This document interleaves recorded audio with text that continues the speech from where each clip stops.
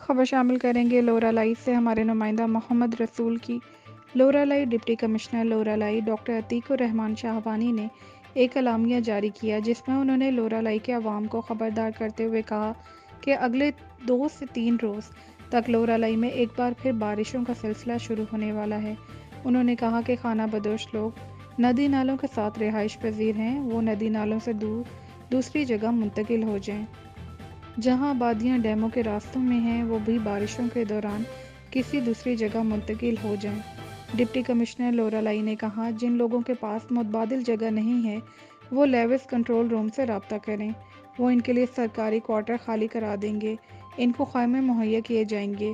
Deputy commissioner نے کہا شہر میں سیوریج نالوں پر تجاوزات کو گرا دیا جائے گا۔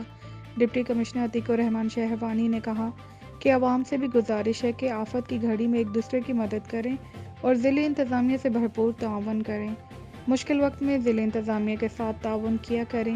رپورٹ کر رہے ہیں محمد رسول ناصر، نمائندہ ENN نیوز لورالائی سے۔